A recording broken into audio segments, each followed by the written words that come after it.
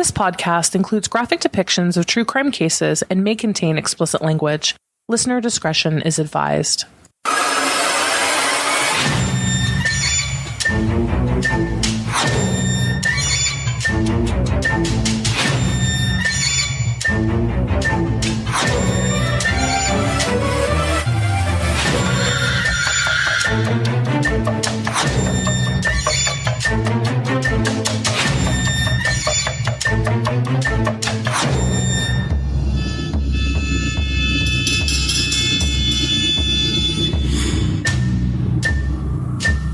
Hello everyone, and welcome to a new episode of We Saw the Devil. This is Ramen, and today's episode is going to be us airing our interview with one of the most amazing, accomplished, distinguished women that we have had the pleasure of speaking with on this show. Her name is Gina Osborn. She is a retired special agent with the FBI. She was with the FBI for over 22 years. She investigated Asian organized crime on a task force in the Little Saigon district of Los Angeles. She then ended up heading and supervising as an agent in charge of the Cyber and Computer Forensics program in Los Angeles. And she did that for 11 years. She is a podcaster. She is a co-host on the podcast Behind the Crime Scene, a true crime podcast. And you can find that at behindthecrimescene.com. She is a co-host with Tracy Miller, who is equally as impressive with her career as a prosecutor in Los Angeles. We had an amazing time with Gina, hearing her stories. And then at the end, she actually answers a couple Lori Vallow-centric questions for us. And I cannot sing the praises of her podcast enough, guys. Again, that's Behind the Crime Scene, and that's behindthecrimescene.com. And they have some amazing episodes. What they do is they cover a case and then bring on a guest who is more or less haunted by it. So the BTK Strangler is probably my favorite episode personally from their library. And I highly, highly, highly recommend that you check them out. They do an incredible job, and it's wonderful and fascinating to hear such accomplished women, FBI agent and a prosecutor. All bases are covered there, right? It really makes for engaging listening. So give them some love. You can find them again at behindthecrimescene.com for their website, or on Twitter at behindthecrime2, the number 2. So at behindthecrime2. So before we get into that, don't forget you can find us at wesawthedevil.com, on Twitter at wesawthedevil, Facebook at wesawthedevil, and on Instagram at wesawthedevil podcast.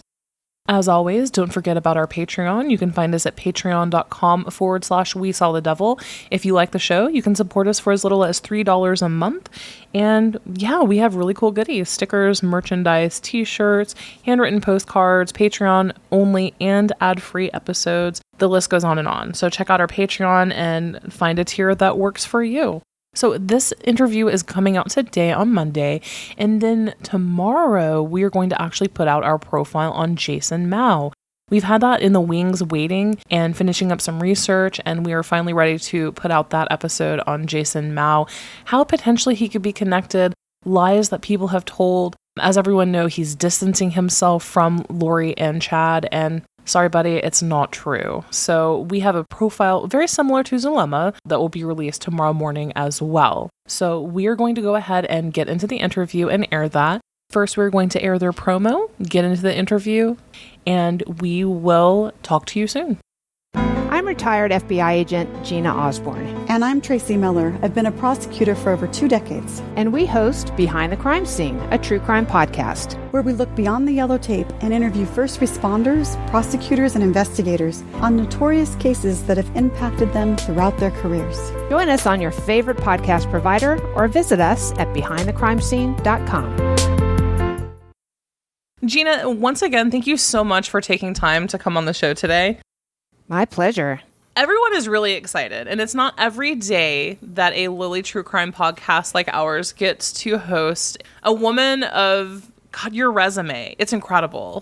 First of all, can you give everyone an overview of what your career has been like? Okay, so I started my law enforcement career in 1987. I know we're going back a little bit. I had always been a big dreamer. When I was a kid, I used to want to be a writer, and I used to write Laverne and Shirley and Happy Days episodes in the 7th and 8th grade for fun. And then all of a sudden, I really got into studying the Cold War. I was fascinated by it. I wanted to be this international woman of intrigue. And so the best way to do it in my mind was to go to work for the CIA, but I needed a sense of adventure, which I had, and I also needed a 4-year degree. So I'm in my second year of college. I am a cocktail waitress at a dump comedy club. And a young man came up and sat next to me and started telling me about the Army's counterintelligence program. And he told me all the Private Benjamin stuff, if you remember that, the condos and how I can have all these great things. I can get my education, I could live overseas. And I wanted to chase spies across Europe. And I was very, very fortunate to be able to do that. But I had to go to Fort Jackson, South Carolina for basic training in order to do that. So I ate a lot of dirt there, went to Fort Huachuca, which is the Army's intelligence center and school. And then I spent 6 years chasing spies across Europe during the end of the Cold War. Wow. Please clarify something too, because I think when most people hear the Cold War, they're thinking 1950s, getting under your desk in middle school, waiting for the nukes to drop. There was also a second period of the Cold War, right, in the 1980s? Well, the 1980s were the decade of the spy. And that's where you had the John Walkers and you had all of the huge, huge spy cases that were going down. And so I was in that experience, fighting the Russians overseas not in a combat way, but just in the Cold War-like way. So it was really fascinating during that time to be a part of that. I can't imagine. I think that's incredible. That's like my dream, to be honest with you. Fort Huachuca, that's where they do all the intelligence AIT training and stuff typically. Even geospatial goes there and whatnot. So that's cool. Yeah, and it's beautiful. And I'll tell you, there's nothing like better than getting up at 4 a.m. to go do your PT, your physical training, and seeing all those stars up in the sky. Yeah, it was nice. Inquiring about your time working on the European theater, I think a lot of people watch The Americans? Obviously, Hollywood television, there's a certain degree of truth, and most of it is more cinematic for entertainment purposes. How much truth is there to something like The Americans? It was, we didn't keep people in the trunk for 3 or 4 days at a time. It was much more civilized. It was a big chess match between us and the Russians. And I was very fortunate in my last 3 years in the military. I was assigned to a specialized team that investigated the highest profile espionage cases in the European theater. So we were sort of like a fly team. Anytime anything major hit, we would be deployed, and we had BMWs and Mercedes and Audis, and we were driving 200 miles an hour on the Autobahn, and we were undercover. I had a pregnancy pillow.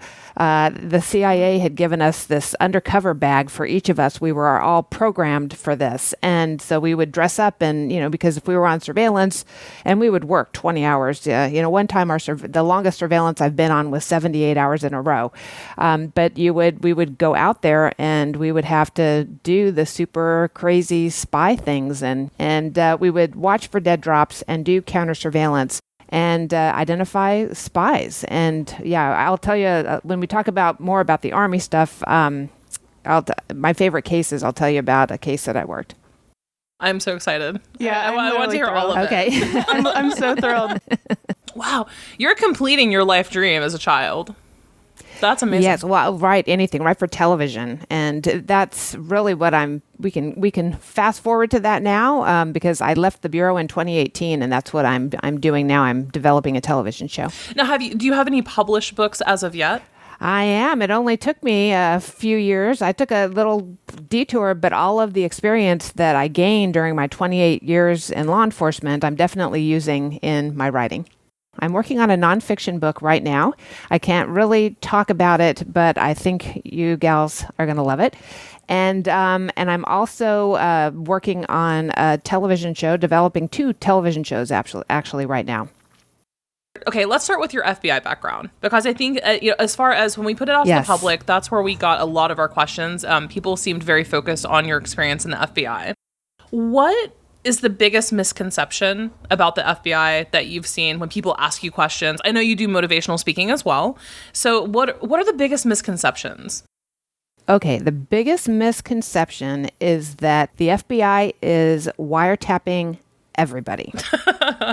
That is not true. Wiretapping, it's called a Title III in the FBI. And in order to get a wiretap on someone, that has to be the last resort. So you have to do all of your investigative techniques. You have to do interviews. You have to do surveillance. You have to go through all of those normal techniques. And then once you exhaust all of those, then that's when you can go to a judge and ask for a wiretap. But even then, you have to write this huge affidavit. You have to have all of this probable cause, and you only get it for a 30-day period. And every 10 days, you have to do a report to the court to show them that it is a viable wire and you're getting information from it. So it's really not an easy thing. No, I can't imagine. It's not. I imagine that the FBI isn't like Oprah handing out wiretaps to every single agent.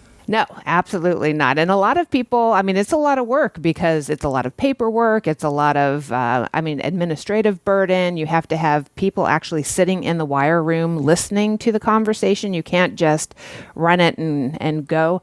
So it is very resource intensive, time intensive, and we just don't have the resources to be doing that all the time. It has to be a very significant case, and we have to have a really, really good reason to do it. So you hear that, people? You're not that important. Yeah. Yes, no one wants to hear you exactly. talking to grandma. And another right. really interesting piece too, I don't know for our listeners, or if you, Gina, if you've watched Fear City, the New York versus the Mafia on Netflix, it's not. incredible. So basically it's about New York in the 70s and 80s when the big mafia families ruled, the Big Five.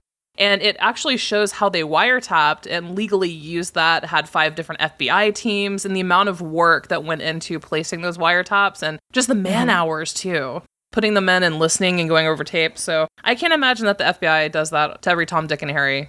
No, absolutely. And when you talk about that, I worked Asian organized crime. That was my first job in the FBI when I got out of Quantico. I was given a case where Thai girls were being brought in the United States and forced into prostitution in Little Saigon, which is a district here in Orange County, California, that houses the highest population of Vietnamese people outside of Vietnam. So back then, it was in the 90s, and the gangsters were actually from Vietnam. They weren't American-born, and they really focused on terrorizing their own community, Wow. targeting their own community for crime. So it was sort of, it was very dangerous. It was very violent. And I don't know if, well, you haven't met me, but I am a 6-foot blonde. So doing my work there in Little Saigon, the gangsters got to know me, and I would do wiretaps on all of my cases. I always did a lot of work to get these people, and yeah, it was quite interesting. There was one time I overheard our subject. We were doing a surveillance, and he burnt our surveillance, and he said, "Oh, that Gina Osborn, she's out to get me." So, My gosh. So they knew me. They knew me down there. But it was really a fascinating time because I wound up on a task force with the Westminster Police Department, and I was there for about 5 years. And so I sat in the basement of the FBI, or of the Westminster Police Department. I was the only FBI agent, the only woman on the team, and we worked everything from murder for hire, loan sharking, drive-by shootings. We did counterfeit Microsoft cases, home invasion robberies. So it was really, really a violent time back in the 90s in Little Saigon. I can't imagine. But, it was great for me because I'm very collaborative, and I'm a big believer in the FBI working with local law enforcement. So it was me, 3 detectives, and a Orange County DA investigator. And one of the detectives, his name is Tommy Ratcliffe, and he was 20 years older than I was, and I thought I was smarter than he was, and he thought he was smarter than I was. So we had that type of relationship. But yeah, he one time we went out to arrest somebody in a Vietnamese cafe, and the guy wasn't there. And so we just left. And the owner of the Vietnamese cafe called him and said, "What were you doing here?" And he said, "Well, how did you know it was us?" And the owner said, "Well, my sister said it was the old guy and the blonde." So we were known in Little Saigon as the old guy and the blonde. Oh, no. Now, in terms of, say, like the Thai girls being brought over, did they have a place of employment that they would work at, or? They would bring the girls over and they would tell them that they were going to be hostesses. They would work in a restaurant. They would do something. And then they would get to the United States. They would give them the passports and all of that. And then they would get here and they would be told they were going to have to pay their $40,000 debt off as prostitutes. So these girls were actually held against their will to an involuntary servitude. But the problem, and they would, and it wouldn't be, so they would get these residential houses, the gangs would. They'd go out, they would rent a house, and then every room in the house would have a bed in it and a table and all of the supplies. And they would have, I don't know, 3, 4, 5, 6 girls working at $100 a pop. Wow. And they would be paying off their $40,000 debt within like a 6-month period. So these girls were working really hard. The unfortunate part about it is we were unable to get any of the girls to cooperate, because they were not only afraid for their own lives, they were afraid for their families' lives in Thailand. However, we were smart about it, and I was able to use my federal powers to look at the money laundering aspect of it, because the best way to take off the head of, to take out the dragon is to cut off their head. And when you cut off the money supply to these organizations, that's the worst thing that you can do. So we went on our first search warrant on the case. We found $100,000 in $100 bills. Oh. That's how much it cost each time in the pimp's resident home, so his personal residence. And then he had $13,000 on him in $100 bills. And then I also identified that he owned several properties in the Little Saigon area. And I went the next step. The FBI this is my investigation, to find out that he was paying his mortgage and he was mailing it with the using the illegal proceeds to Arizona.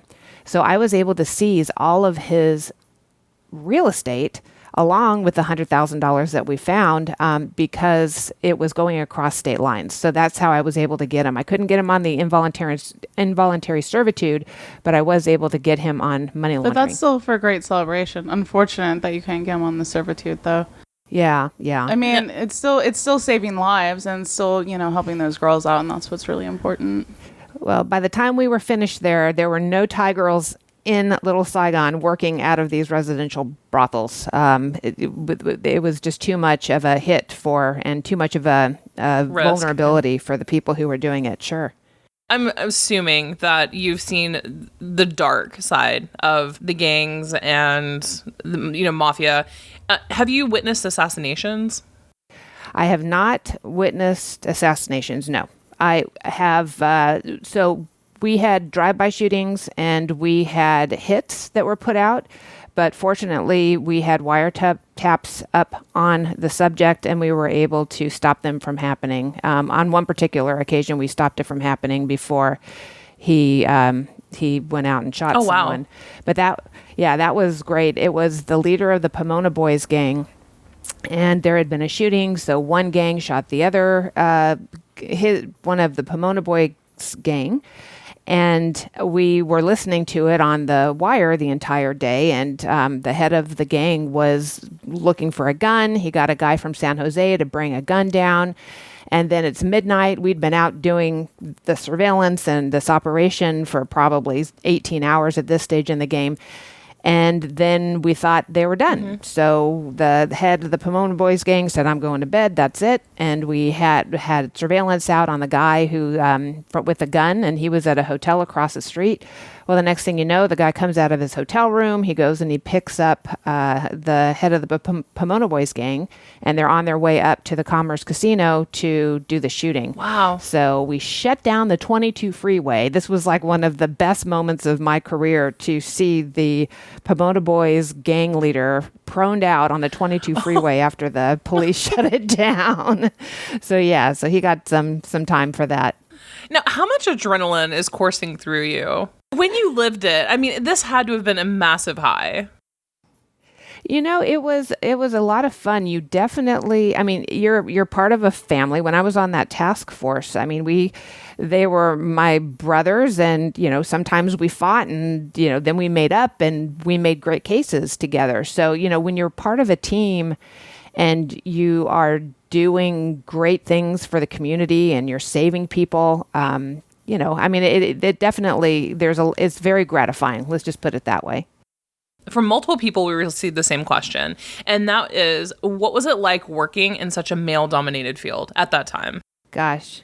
Well, when I joined the Army, only, I think, maybe around 10% of the soldiers were women. And then when I joined the FBI, only 14% of the FBI agents were women. So yes, both were very male-dominated fields. My dad was a Marine, and he wanted boys. And so he raised both my sister and I like boys. So I think, I had that going for me, getting to basic training. And I was a little bit older. I was 21 when I went through basic training. And most of the other soldiers were probably 18 or 19 years old.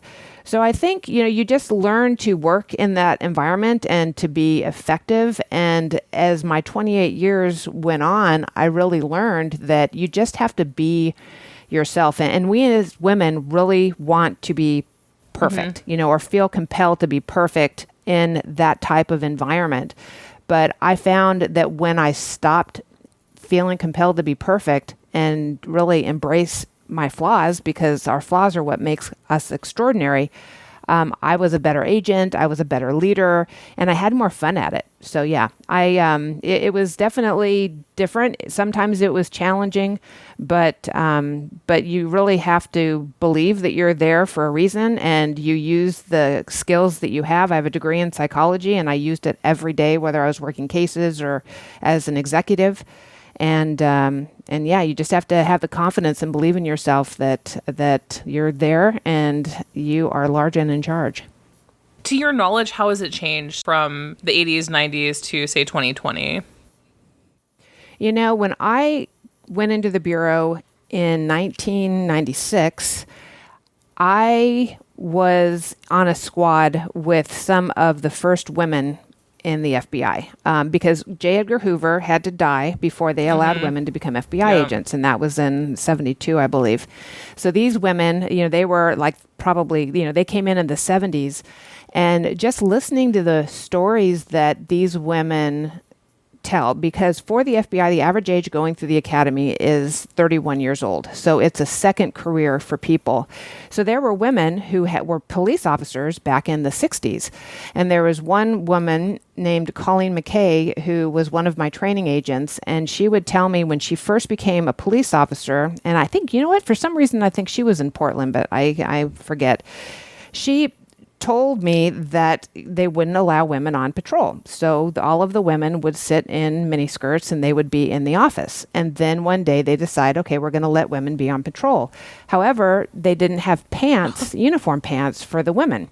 So she was out in her miniskirt with her gun in her purse, chasing down bad guys, and she did it. So the women who came before me definitely paved the way for me, and hopefully I paved the way for the women who came behind me. That's incredible. Yeah, I was about to say the same thing. That's incredible. I think that's inspiring. Yeah, no, I've been very, very fortunate to surround myself with really amazing women. I've watched a lot of documentaries on dealing with retired FBI agents or CIA agents, and I've heard some very rough stories too, disheartening stories about treatment and whatnot in Quantico or out in the field. So, well, I don't remember. I think you have to have the mindset when you're in that scenario. I mean, especially in the military. I was in a platoon full of women. So I think that we had 40 women in our platoon. We lived in this big bay of bunk beds. And then one day they came in and they said, hey, we want to see if men and women can train together. So you would think, oh, okay, well, to make this work, why don't we take like half of a woman's platoon and half of a men's platoon and just try and integrate integrate it that way to see if it works out. But instead, they chose 5 women from our platoon, and I was one of them, and they put us into a platoon of 40 men who hadn't seen women in who knows how long. And we were expected to train with them for an entire week. And so we all 5 of us kind of got together and we talked to each other. We knew we weren't going to be the best. We knew we couldn't be the worst because what we did during that time was going to have an impact on all of the women and whether or not they could have integrated training. And so that was, so we did it and we made it through. And then they said, okay, you're released. And we just kind of stood there looking at each other. Right? I don't know what we expected, but one of the female drill sergeants came up to me. And I'm in my battle dress uniform. I've got the camouflage on my face. I've got the birth control glasses on, if you know what those are. Those are the I have black a pair rimmed of those, glasses. Yeah, that you will never get pregnant wearing those. And, I'm covered in mud, and the female drill sergeant from the male platoon came over to me and she said, "Private, are you a male or a female?" And I thought, okay, this is her way of saying that we did a good job. If she couldn't tell if I were a man or a woman, and I am a Barbizon School of Modeling graduate, 1979. So yeah, all of my modeling teachers are probably rolling over in their grave right now. But yeah, it was a compliment. I took it as a compliment. So anytime a drill sergeant speaks, you never really know if you're walking into a trap either. Like, what's the right answer here? Sometimes it's better not to say anything. So. Oh, yeah. We had one gal who was a debutante from New York, and I don't know, she was trying to aggravate her parents. That's the only reason why I could imagine her being in basic training with all of us. And she had a bad dream one night, and she told the drill sergeant that she couldn't get into the foxhole to shoot the M16 for the first time because she had a dream that she had shot someone. Oh my gosh. And so, yeah. And so for whatever reason, I had the bunk bed closest to the drill sergeant, and he would, I was always his alibi or his witness. I mean, he would always call me in because he couldn't be alone with a woman in his office. And so I always got to see him yell at people and do all that. So she's giving him a hard time about not getting into the foxhole. So he called me over, Osborn, get over here. I'm like, oh no, what do I have to witness this time? Well, he physically picked her up by the back of her neck and the belt of her pants and threw her into the foxhole. Oh my God. So yeah. So she definitely got into the foxhole that day, but then she went crazy and I think she left the Army after that. Now, let's talk about your counterintelligence. Since we're on the topic of the Army and your time there, let's talk about your work as counterintelligence special agent. Give us the rundown on that and what all of that entailed. In the last 3 years, I was stationed in Frankfurt, Germany, and I was on this specialized team that went out and investigated the highest profile espionage cases. And so one of the cases that we did, it was during Desert Storm, actually the beginning of Desert Storm, the first Gulf War, and there was a specialist by the name of Albert Sambalay, who, and if you tuned in to our podcast, Behind the Crime Scene, a true crime podcast, we did an episode on this called The Desert Storm Spy. So his name was Albert Sambalay, and he was in Baumholder, Germany, and he was trying to sell military information to the Jordanians. So my very dear mentor, Connie Huff, who is a guest on our show, and she tells the case because she was the case agent on that case. She got the case. We went out to support her in that, and they do a sting operation where, we followed him around everywhere. He went into Belgium. He was in Germany. And it was really an intense case. I think we followed him around for like 2 or 3 months. And so at the end, they did a sting operation where they got a counterintelligence agent who spoke Arabic to pretend that he was a Jordanian official. And he reached out to Albert, and he got Albert on the phone and told Albert to meet him somewhere. They met at the McDonald's, and then he took him to a hotel room, which was all, all the recording and everything was in the hotel room. And Albert agreed to be a spy. And it's really an interesting story. So they paid him $3,000. He turned over, I think, he may have turned over documents at that time, or he said he was going to go get the documents or something. So I had sprained my ankle during that operation. I had been in a car crash because we were doing this high-speed chase, and I wound up in a car accident. A lot of different things happened during that. So I'm in the lookout across the street from Albert's house. And they tell us that he's going to be arrested when you at the entrance to the housing community where he lived. And I was inside the housing community. And I was disappointed because I was thinking, gosh, how great would it be to watch a spy get arrested? So I'm looking in the distance, and I'm hoping to see maybe there's a light, sirens. I can hear something, see something, just to show that a traitor had lost his freedom. And then the next thing you know, Albert pulls up in front of his house, and I'm watching all of this as it unfolds.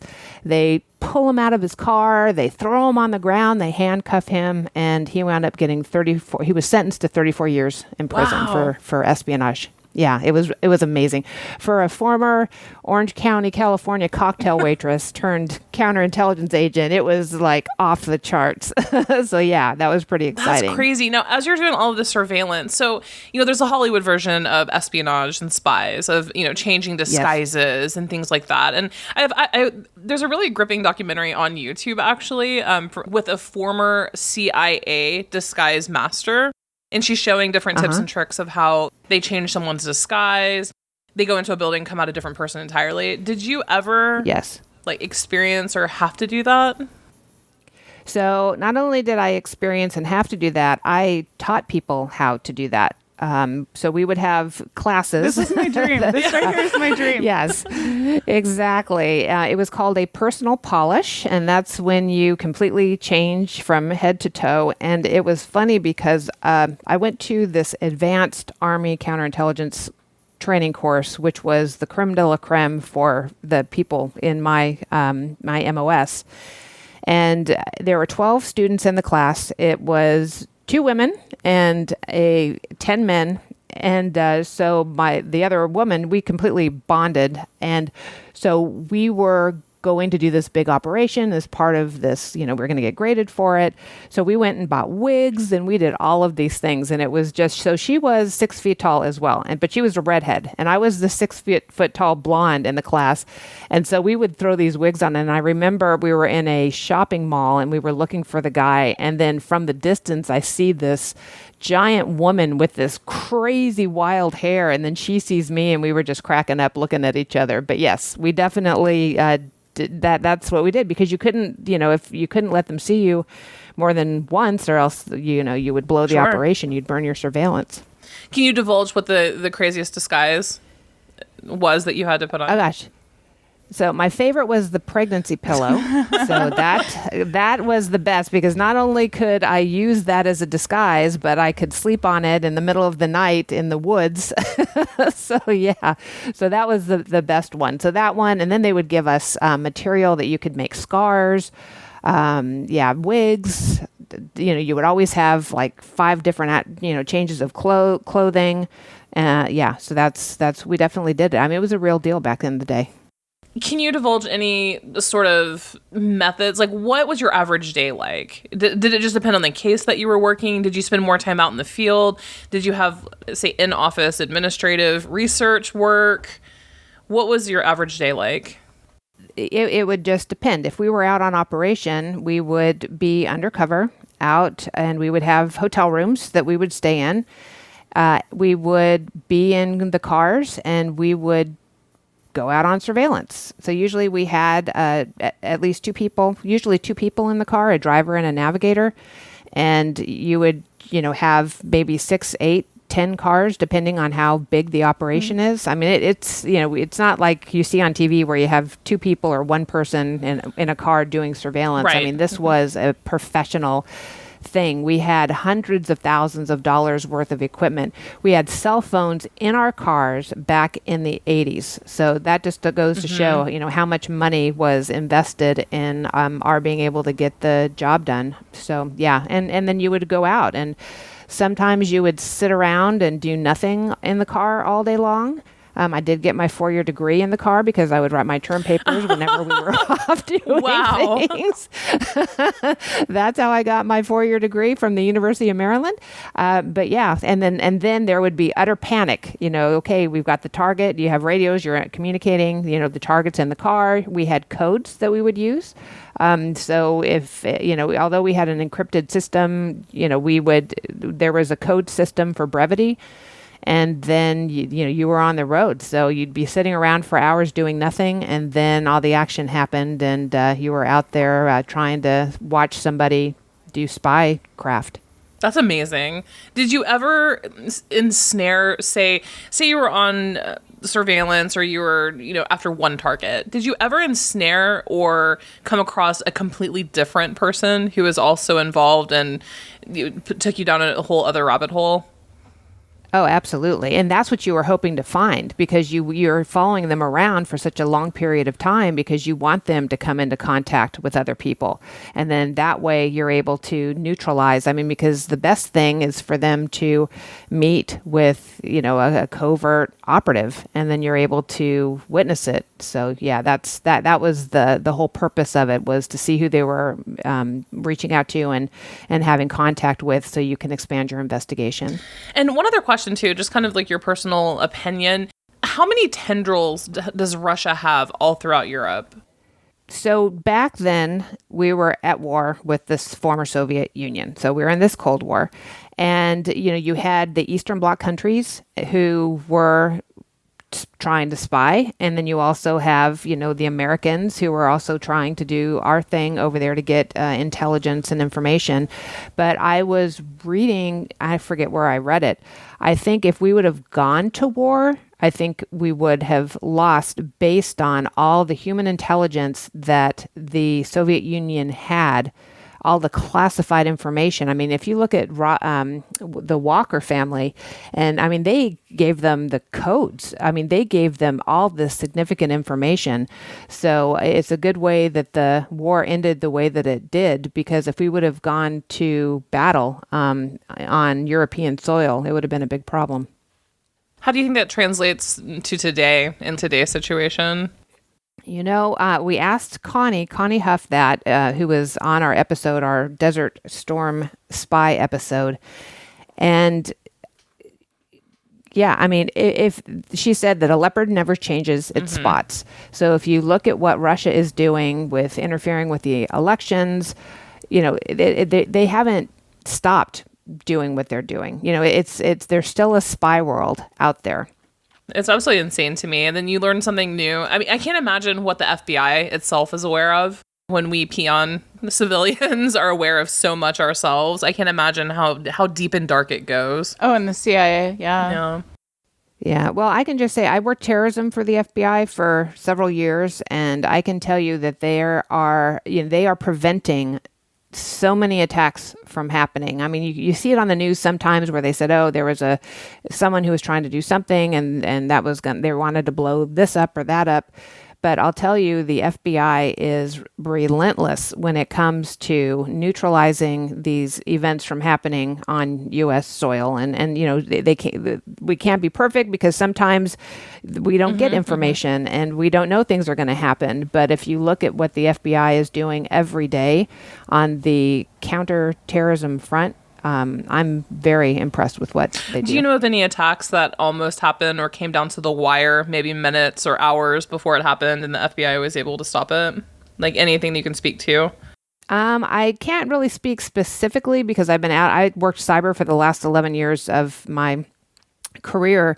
But I can just tell you, if you just look in the news for the last couple of years, you'll see several cases in there where the FBI, either had an informant in there and, they were trying to buy a bomb, or they were trying to do this, or they were trying to do that. So yeah, they have been major operations that had been disrupted as a result of the work done by the FBI and our local partners as well. I'm sure it's a group effort. Absolutely. Yeah. After 9/11, with the Joint Terrorism Task Forces, everything right now, very rarely do you not see the FBI working with the local and state authorities. So you worked for the cyber and computer forensics programs in Los Angeles. So I was in charge of the cyber and computer forensics program. Yeah. Tell us about that. That's fascinating. Yes. Okay, so I am not a technical person, but I went to Washington, D.C. In order for us to promote to the executive ranks in the FBI, you have to do about 18 months on the mothership to show that it's just one of the things that you have to do in order to promote. So I went back to the inspection staff, and so we went out and inspected FBI field offices to make sure they were in compliance with policies and procedures and their cases and all of that. So nobody on our team, inspection staff, knew anything about cyber, and nobody wanted to inspect the cyber programs. And so I volunteered, and this is why I tell people all the time when I go out and do public speaking, always, if you have the opportunity to do something new, take it, because you never know where it's going to lead. Mm-hmm. So I went to one of the large field offices. We looked at the cyber program, and then the next thing you know, I become the cyber program management expert on the inspection staff. Mm-hmm. And then around the time when I was finished at headquarters back in Los Angeles, they created an assistant special agent in charge position in charge of cyber and computer forensics. So I came back, I got that job, and for the last 11 years, I was in charge of all of the cyber and computer cyber investigations and the computer forensics. And we built a $7 million state-of-the-art forensics lab called the Orange County Regional Computer Forensics Lab. We built that, and it was a great ride. We investigated the Sony case. That was the biggest case that we were in charge of investigating, and we identified that North Korea was the cyber actors that not only attacked Sony Pictures Entertainment, but they also stole $82 million from the Bank of Bangladesh. Wow. And they were responsible for the WannaCry ransomware, if you remember that from a few years ago, which was $1 billion loss. Wow. So my team, who are they're just amazing. They went out and got down to the bottom of that. I can't imagine how many hours that took. Yes. Yeah. It took a lot of years off a few people's lives, for sure. How large was the team there at the forensics program? Like, how many people did you have under you? Almost by the end, probably a little over 100. And did it focus on anything in particular? So cyber to the FBI means computer intrusions. Mm-hmm. So that's criminal intrusions as well as the national security computer intrusions. Gotcha. So we had different threats that we were assigned, and then we also had cases. But the thing with cyber, it's not like anything else, because you don't have your subject and your victim in the same place.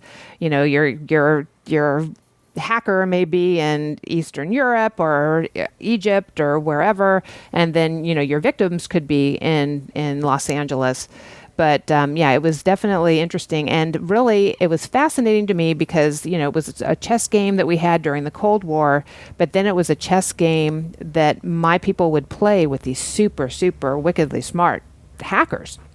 And so it was really fun to watch them. They were truly artists, the agents that I worked with, and the analysts and the computer scientists and the forensics examiners.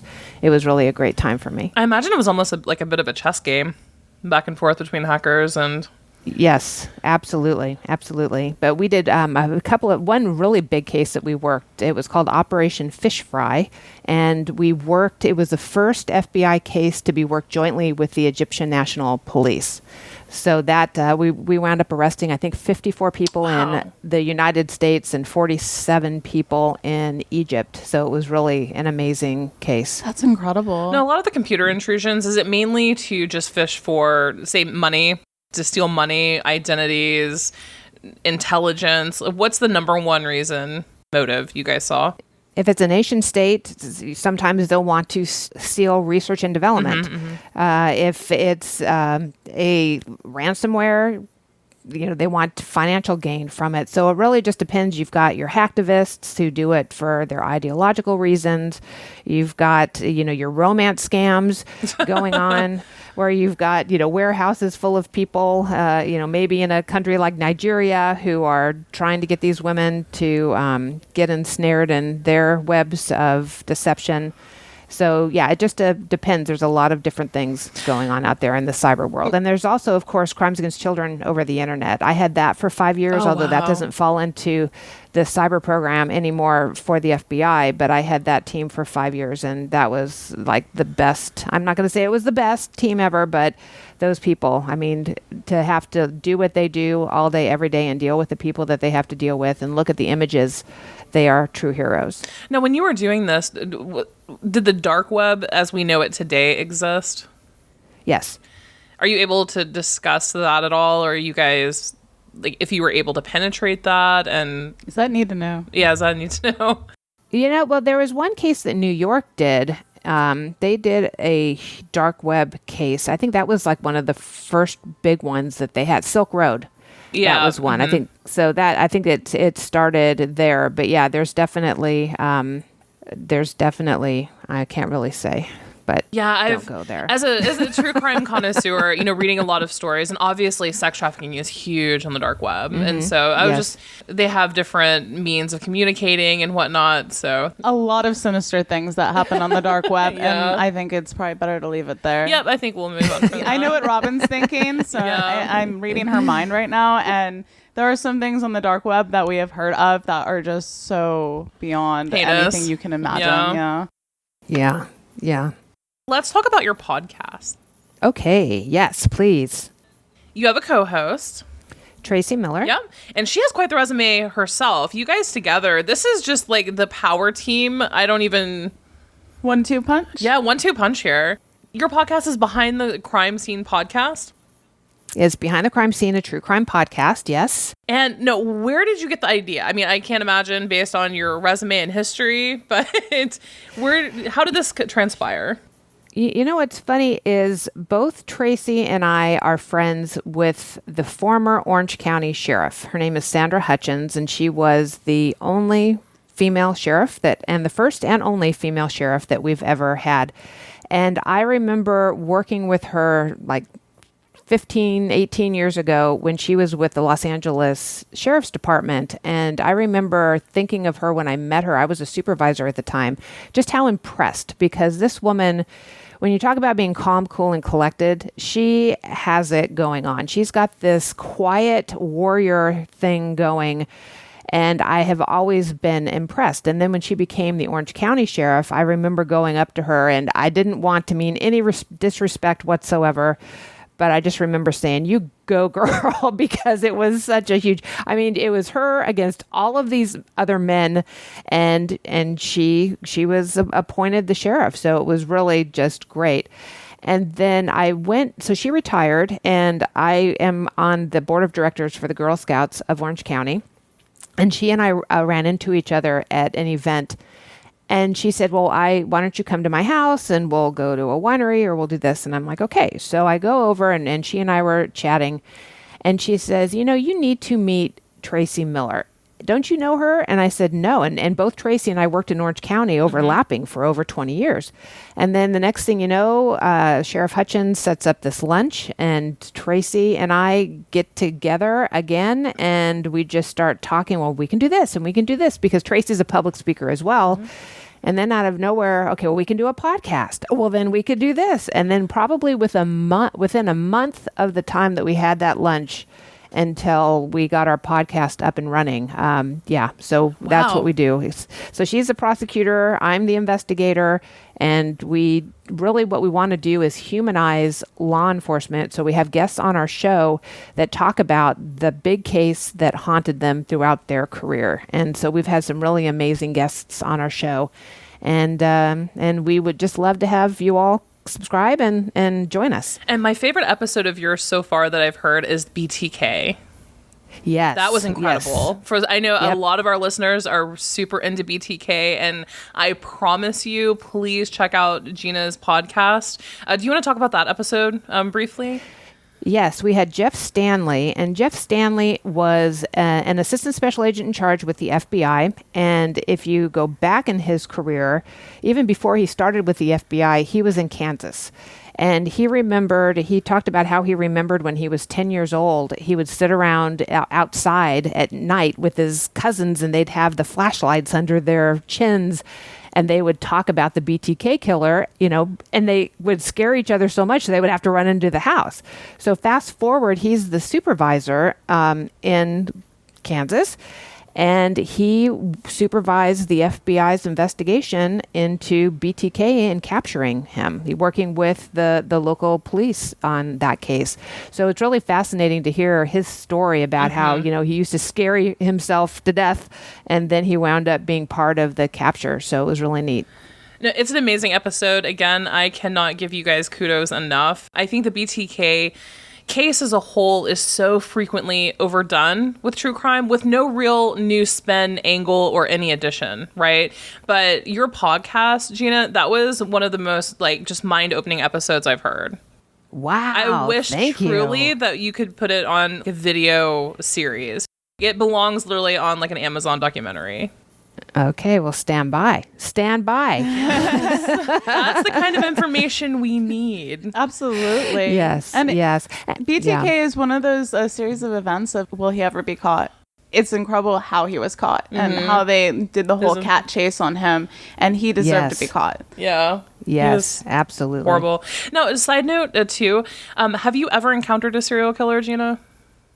I have not. Thankfully, I have not. However, Tracy, she has, she's, I don't know if she's done serial killers. She's done everything. I mean, she is her pedigree is phenomenal. So that's a good question. We'll have her on your show, or you can invite her on her show and she'll tell you everything that she knows. I wonder if she did the Grim Sleeper out of LA. Okay. So this is good. I mean, how long are our episodes? 3 hours on your show? It is now. So we just interviewed this woman. Her name is Beth Silverman, and she was the prosecutor on the Grim Sleeper case. Wow. She was it was on the Chester Turner case, and Chester Turner was the most prolific serial killer in the history of the city of Los Angeles at the time. So we get her on the phone, and she's super busy. She's still a prosecutor, and Tracy and I just fell in love with her. This woman has done 7 serial killer cases.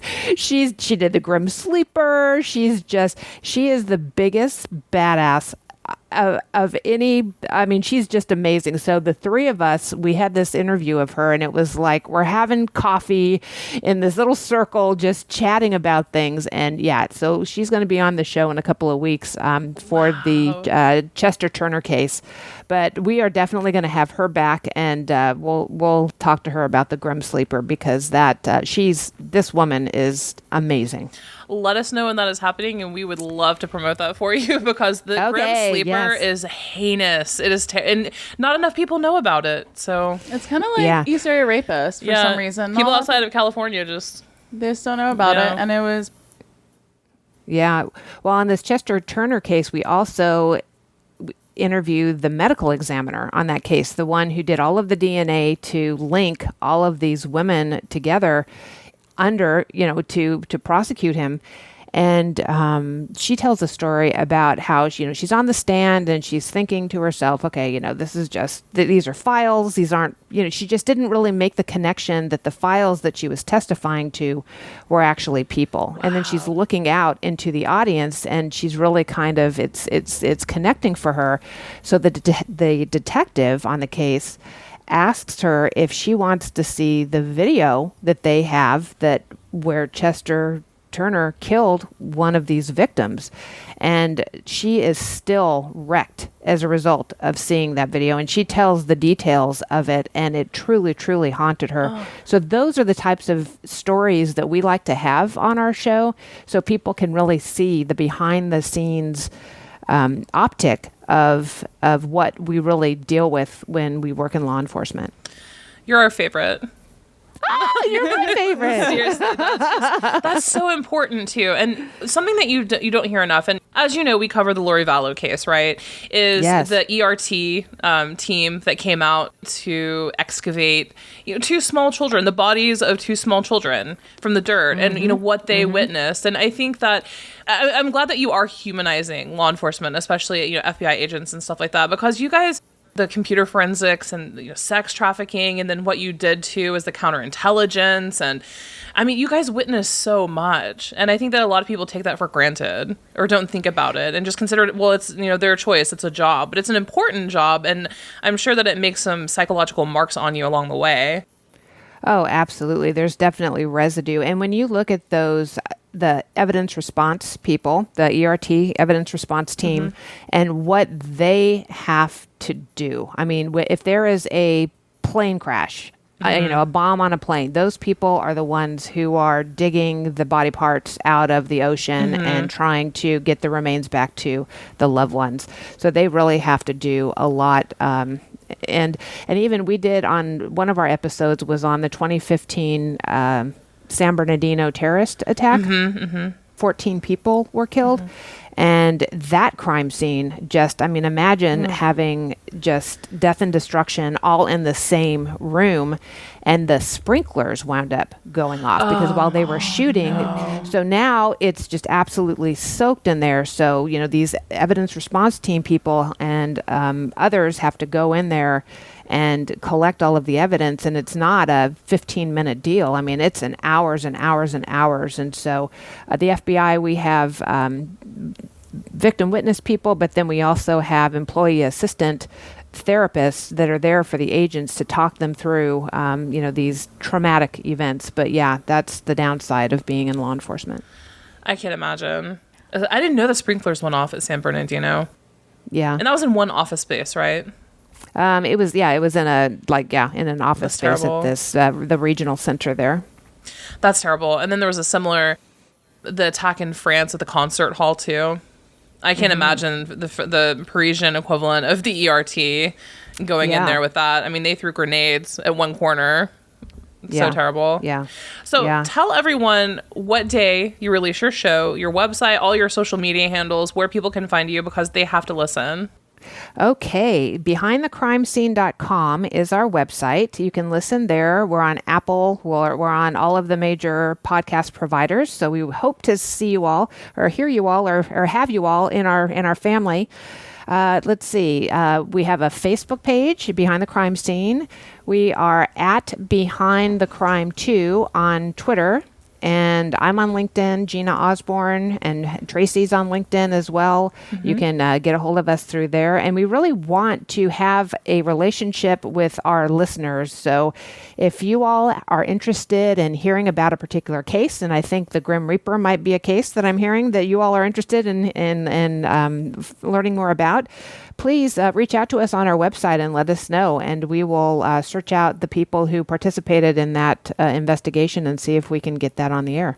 Thank you for that. And as I told you, I believe a couple days ago when we spoke before, while we were setting up this conversation, there are so many true crime podcasts out there that, just do retellings, and some of them do a great job retelling. But I find that injecting new blood into the true crime podcast genre is very rare. And I feel like your podcast really does that. So, major much. Kudos and appreciation to both you and Tracy for that, because it's really incredible. And thank you for you, Robin and Jackie, for being great role models for us, because you are helping us. Robin and I had a nice long conversation, and yes, I'm going to implement her suggestions post haste. Do you mind just a few quick questions? Because as you know, Gina, our current audience is for the Vallow case. We are an active investigative podcast related to the Lori Vallow case. Do you mind fielding just a couple questions, if you can, based on your expertise? Yes. Okay. So while you were working with the FBI, have you ever in your history in law enforcement come across an honest to God cult? Like what you would use by definition? So I have not, just because none of the investigations, I worked Asian organized crime, I worked terrorism, I worked cyber, so that really didn't fit into my repertoire of investigations. However, I mean, if you look at the history of the FBI of dealing with cults, we definitely have that expertise for sure. Yes. So I know that the FBI's CAS team, that's still kind of under wraps, right? As far as methods and... I don't like to give the bad guys, and I don't think any of your listeners are bad guys, but we try not to put anything out there that's going to help the bad guy or give them tips on what we do. I did find something open source on CAST, and CAST is the Cellular Analysis Survey Team. And essentially what that does is allows us to find cell phone history by doing certain things that they do in order to help on our investigations. Okay. We will leave that there. Now, Thank you. In the preliminary hearing, they do mention one of the CAST team members does speak for the Lori Vallow case during the recent preliminary hearing for Chad Daybell. They did mention that some of these files are enormous that they have to go through for retracing the GPS data. I think for one guy, it was 28,000 pages of just like a year of data. That's insanity. Wow. Yeah, and there's a human behind that, or a group of humans behind that are going to painstakingly have to go through. And I'm not sure how technically, they're able to do that. But again, they're heroes as well because they solve cases that way. Would you describe them as like coding monkeys? I think the ones that I knew in Los Angeles were just really, really, really great agents. Now, do you know if burner phones can be traced? So burner phones, if the way, okay, let me step back. So, when you have a normal phone that belongs to a normal provider and you need information, say subscriber information or toll records or whatever for your investigation, if it's a legitimate phone company, it's easy to do. But when you have a burner phone, it's more difficult because they're not completely traced. I'm not going to say that they're never traced because new technology is popping up every day, and I've been gone for the last couple of years, but a burner phone is a little bit more difficult. Did you experience that in your work too? I assume probably. Like the Hollywood version, right, of someone having a phone and then they make a call, then they destroy the SIM card and whatnot. How realistic is that? I think it could be realistic, and but again, we have these regional computer forensics labs, which are places where you have so much talent in computer forensics, and you would be surprised. I mean, if you take a phone and you destroy it, we have people who can put the SIM cards, the chips back together. Wow. I mean, they are super, super incredibly advanced. So, I think, sometimes it's hard to get data off of the burner phones, but I'm not going to say it's impossible. Now, when you hear that someone is in possession of like 40 burner phones, what does your mind immediately hit? I think I'm very curious as to what they were doing with those burner phones. I mean, and that's all, you're trying to make a case, and that's an element of the case. Why would they have those burner phones? Is it typically drugs? It could be anything these days. Because when you look at it, I mean, there are so many different ways, to communicate with people. And if you want to do it in a super safe way, you have to come up with new ways to do it. So, I mean, it could be drugs, it could be organized crime, it could be the cult, that they don't want people to hear their conversations because they're involved in, possibly illegal activity. I don't know, the ins and outs of what they have on that case. However, it's very suspicious. Now, also, like, Lori Vallow and Chad Daybell are both currently in custody, and the FBI was apparently had both of them under surveillance for months and months and months and months beforehand. So, did you ever do interrogation work, or was that not your particular job, I guess? Like, do they have people in the FBI who are used just for interrogations? So, when you go through Quantico, and also after you're out of Quantico and you're at your assignments, so we're always improving our interview and interrogation skills. So all FBI agents are taught how to interview and conduct interrogations. There is a step further where we bring a polygrapher in, and the polygrapher is very, very skilled at doing interviews as well and interrogations. So yes, that is something that we are skilled in. Do you find more often than not that they have a positive outcome on that? So say like Lori Vallow and Chad Daybell have been very tight-lipped to our knowledge. As far as like when an FBI interrogator goes in there, would they more than likely have the training and know how to detect, I'm assuming they can detect lies, body language, or facial reaction. So is it likely that the FBI has a pretty good grasp on what exactly happened? So I can't really speak to this case because I wasn't a part of it, but I can just tell you that by the time I would go and interview my main subject, I would have all of the goods. So I would know where they've been. I would know who they are. I would know what they've done. I would have evidence of all of that. And really, it's going to be up to them as to whether or not they want to, go to jail for the rest of their lives, or if they want to cooperate. And really, all you can do as an FBI agent when you're having these conversations is be persuasive to get them to help themselves, because really they're just helping themselves when they cooperate with law enforcement. So you just have to make the case for that. And I don't know, what type of conversations, because they are in custody, they have attorneys. The United States Attorney's Office would be involved in it if it's a federal case. So those attorneys would be there. So yes, it's not like it is necessarily on television at this stage in the game, just because they have counsel and there's attorneys involved. That makes sense too. Now, they were under surveillance for many months when their children, or when Lori Vallow's children initially went missing, right? So her children were missing for maybe 3 or 4 months, and then the FBI got involved. Is that normal? Does the FBI itself get involved in just standard missing children cases? So really, if it's a straight kidnapping case, the FBI could be the FBI is normally provides assistance to local law enforcement.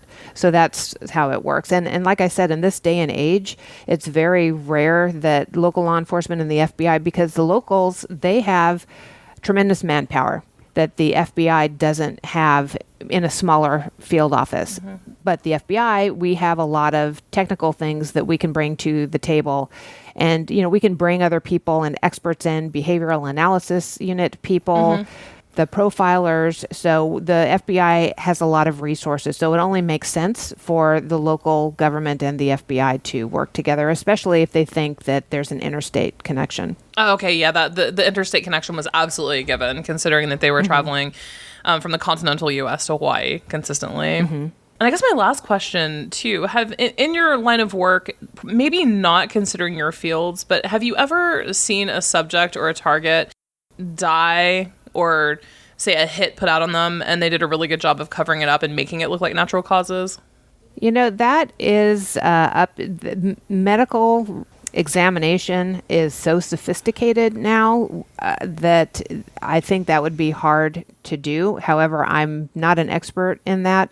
But, if there is an autopsy, they would find, whether there's something in the blood. But usually there's more. That's just part of the evidence. There's going to be other evidence there as well. So yeah, I've heard of bodies being, taken out of the grave and had a second look, if you will, to determine the cause of death, when they get additional evidence that they can look into. So, yeah. And that's what happened to Chad Daybell's wife. She was exhumed and her autopsy is still pending. So we're really interested in that particular piece. Final question for you, too, is since the FBI is so heavily involved, and we watched both preliminary hearings, both days of Chad Daybell's preliminary hearings, and most of the witnesses called were actually FBI agents. Discussing their work on this. So this case is so bizarre. I know that you read up a little bit on it. It's so bizarre. And say they have the smoking gun, they have hardline evidence. Have you ever seen it when a case goes to trial, they actually leave evidence out of the trial itself? That or things that you knew that actually happened, but they left it out? Well, it just depends on how that evidence was gathered and whether or not the attorneys believe that they could get it in as evidence, because they have so many different rules on that. But really, the prosecutors, I mean, it's up to them. So the way that it works now, at least how we worked it in cyber, we had our prosecutors working with us from day one when we opened an investigation. Mm-hmm. And so I'm sure that's how they're working with this case as well. But you know what the evidence is, but once the investigation is over, it's really up to the United States Attorney's Office to put on their case. And they're going to work in the evidence that they're legally allowed to put on, as well as, so they can't put all of the evidence on. Mm-hmm. But if, any smoking gun evidence is definitely going to be in there, I would think. Did you work with various prosecutors' offices in your time in the FBI? I've worked with the District Attorney's Office. I've worked with the United States Attorney's Office. And when I was on the task force and working in Little Saigon, we had an AUSA and a Deputy District Attorney assigned to us. Wow. So we could determine where we're going to get the biggest bang for our buck when it comes to prosecuting the subjects. So there's a great deal of transparency. Well, there's transparency in that, the FBI, we have to turn over the evidence that we have because there's a discovery portion to, what happens. So they'll know what they have. They'll get copies of the reports. They'll get that information. Gotcha. So the prosecutor's office or DA's office is well aware as far as like what the FBI has and the evidence or information that they've gleaned. Yes, they should. Mm-hmm. Gotcha. Yeah. That's good. I have a question. Okay. If you had to choose a superpower, what would it be? Yeah. Oh, a superpower. My superpower would be learning patience. That's a good one. Because I do not have that at all. Gosh, what are my options? Flying, being invisible? Wait, let me think. Oh my gosh. Mind control? Yeah. No, I don't want to be in control. No, because that's not fun, I mean, it's always the best part about the whole thing is like what you ladies are doing. You're putting the puzzles together. You've got all the pieces and you're doing this for your audience because they're relying on you to put all the puzzle pieces together and get all the information. But yeah, if you had that right away, life would be boring. It's true. That's true too. Just as far as I get to know you question from our listeners too, what's the criminal case that you are most interested in? That's going on right now? In history. What's the most interesting case to you?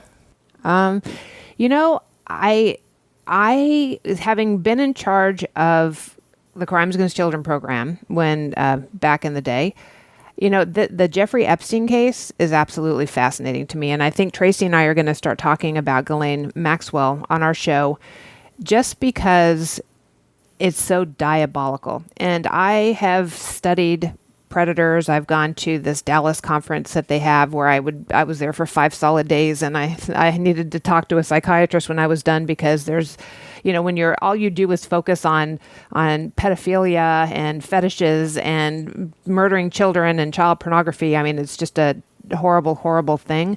But just the psychology behind the predator is absolutely fascinating to me, and how Epstein could have done what he did and to have a woman assist him in that, because, what is the payoff for that? That to me is absolutely fascinating. So of all the cases that are going on right now, I'm very interested to see what happens with Ghislaine Maxwell and, to bring closure. And there will never be closure for those victims because once your innocence is lost, it's gone. Mm-hmm.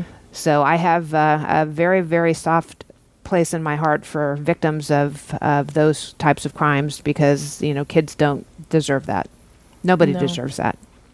No. Completely agree with you. And you're absolutely right. The psychology, what was her payoff in all of this? I look forward to you and Tracy delving into this. I hope you do. I hope you have a huge series on it because I will listen with bells on. Yes. Well, the Netflix series on Epstein was just fascinating to me. And I have a friend who was in charge of that investigation for the FBI. And he is amazing. So yeah, he's not going to tell me anything because, of course, he's not allowed to. But we're gonna start researching that and get that out. Awesome. Oh my, you know everybody. That's the thing. After 28 years in law enforcement, it was funny. I was in a meeting and I knew that there was going to be someone, a former CIA operative, in this meeting that I went to on Friday, and it turned out to be somebody that I knew. So you never know. Law enforcement is a small community. That's true. It is definitely like a brother of arms, huh? Gina, thank you so much for taking the time to come on. I mean, we could talk to you for a full 8 hours and probably still not get the full just picture of what your career has been like. It's been an honor. Yeah, thank you, ladies. It's been an honor for me too. I love what you're doing, getting information out to the people, and thanks for what you do. Thank you so much for bringing us on this adventure. Yes. I really enjoy hearing your stories, and thank you. Thank you. If you guys aren't as in love with Gina Osborn as we are, I don't know what to tell you. She's absolutely amazing. We hope to have Tracy Miller on the show soon to talk about her life as a prosecutor. She actually worked on the O.J. Simpson trial as a legal clerk under Marcia Clark and Darden. So she is definitely someone, and as you heard Gina say, she's worked serial killer cases. So we do plan to reach out to Tracy and have her corralled onto the show too in the future. But yeah, again, do not forget to check out their podcast, Behind the Crime Scene, a true crime podcast. Again, their Twitter handle is at Behind the Crime 2, the number 2, Behind the Crime 2. You can find them their website, behindthecrimescene.com, and they have a nice library that you can go through currently. Again, this is one of our absolute favorite podcasts. They add so much to the genre. This is a space that is so crowded with so many different podcasts, and there's room for everyone, but I do believe that Gina and Tracy have something super, super special right now. So thanks for listening, guys. Again, you can find us at WeSawTheDevil.com. We Saw the Devil on both Twitter and Facebook. And again, our Patreon, patreon.com/We Saw the Devil. And we will see you tomorrow for our profile of Jason Mao, getting back to Lori Vallow. Until next crime.